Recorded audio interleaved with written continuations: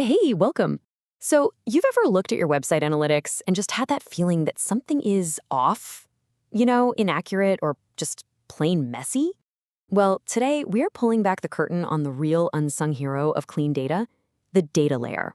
It's this hidden framework that, honestly, separates analytics chaos from marketing clarity. And we're going to demystify it completely. It's a super common frustration, right? You've got all these amazing tools like Google Analytics and Google Tag Manager set up, but the data they're pulling in just feels unreliable. So why is that? Well, the root of the problem is almost always how that information is being grabbed from your website in the first place. Okay, check this out. This slide just hits the nail on the head. On the left, you have total chaos. Information is just kind of scattered all over the web page's code, and your tools have to hunt for it. But on the right, you've got order. Every single piece of data has a clear, consistent label. This is the difference between a tracking setup that breaks every time a designer changes a button color and one that is rock solid and built to last. So, how do we get from that chaos on the left to the order on the right? Simple. We introduce a translator. It's this invisible layer of code that sits right between your website and your analytics tools, and its job is to organize all that messy info into one perfectly structured package. And that, my friends, is the data layer. So what is it really? At its heart, the data layer is just a JavaScript object living on your site. Just think of it like a digital bucket, a container that your developers put there. Its one and only job is to hold all the important data points you want to track. Product names, prices, user IDs, all in a clean, structured way. I love this analogy because it's so perfect. Instead of running around a messy room looking for a specific document, you just go to the filing cabinet, you find the right label, and you pull out exactly what you need in seconds.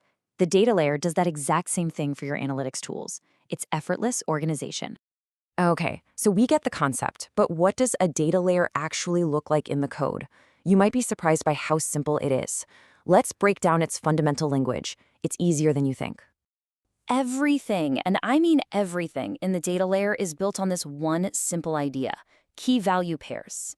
Think of it like a dictionary entry. The key is the word, the label, like product name, and the value is its definition, the actual information, like remote control. The key is the permanent label, and the value is what it is right now. Let's make this real. On a product page, the data layer would look just like this. See? You've got the key product name, and it's paired with the value remote control. The key price is paired with $25.50. It's a clean, totally predictable structure that any tool can just instantly read and understand. No confusion. Of course, in the real world, data isn't always that simple. For something like a shopping cart, you need to handle a bit more complexity. You might have data within other data. We call these nested objects. Or maybe you've got a list of multiple items in the cart, which in JavaScript is called an array. The idea is exactly the same, it's just organized with a few more layers. Now, this all sounds great in theory, but how can you see it for yourself? Well, this is the fun part. You can actually inspect the data layer on pretty much any website. Come on, let's peek under the hood. I'll show you how it's done. You've got two main ways to do this. First, if you're comfortable with browser tools, you can right-click anywhere on a page, hit Inspect, go to the Console tab, and just type Data Layer and press Enter. Boom. But for a much friendlier approach, Google Tag Manager's Preview mode gives you this beautifully clean, organized view of exactly what's in the data layer at any given moment. It's my go-to. Okay, so we found our organized filing cabinet, the data layer. Now what? How do we actually pull information out of it and start using it? This is where a tool like Google Tag Manager shines, letting us turn that raw data into real action. Inside Google Tag Manager, the tool we use for this job is called a data layer variable. It's a great name because that's exactly what it is. You can think of this variable as the literal key to the filing cabinet. You create a variable and you tell it exactly which piece of information you want it to go and grab. And the process is so direct. It's beautiful. If you want the product's name, you just create a variable and tell Google Tag Manager, hey, go find the key called product name and give me its value. It's literally that straightforward. But what about that more complex data we talked about? The data inside of data, those nested objects. How do we tell Google Tag Manager to dig a little deeper? For that, we use something called dot notation. Dot notation is just like giving directions. You start with the biggest container, in this case, e-commerce. Then you add a dot to go one level deeper, to detail. Then another dot to get to products. Now, products isn't a single thing. It's a list or an array. So to pick an item from that list, we use a number. And here's the one thing you gotta remember. In programming, lists almost always start counting from 0. So to get the first item, we use .0. The second would be .1, and so on. Finally, once we've selected that first product with .0, we just add .name to get its name. See? It's just a path. This table just brings it all together perfectly. You can see exactly how these dot notation paths become the data layer variable name right inside Google Tag Manager.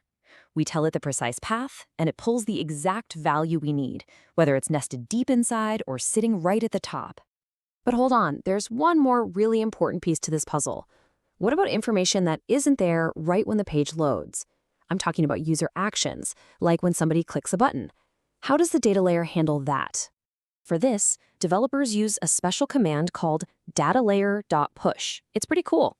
When a user does something, like adding an item to their cart, the website's code pushes new information into the data layer, updating it in real time without having to reload the whole page. So what's actually happening during one of these pushes? Well, crucially, a push almost always includes a special key called event. Think of this like a flare gun. When an event with a name like Add to Cart gets pushed, it fires a signal up into the sky for Google Tag Manager to see. It's basically yelling, hey, something important just happened. Pay attention. And that event is what lets us trigger our tags based on specific user actions, not just when a page loads. It's a game changer. And that's the ultimate goal, right? When it's all set up correctly, the data layer becomes your single source of truth. It's the clean, reliable, structured foundation for all your web analytics and all your marketing tags. No more guessing, no more broken tracking, just pure, organized, trustworthy data. And that leaves us with one last thought. Every single click, every purchase, every interaction on your website, it's all part of a larger story. The data layer is what makes sure you can actually read that story accurately. So the real question you have to ask is your data telling the right one? Thanks for tuning in.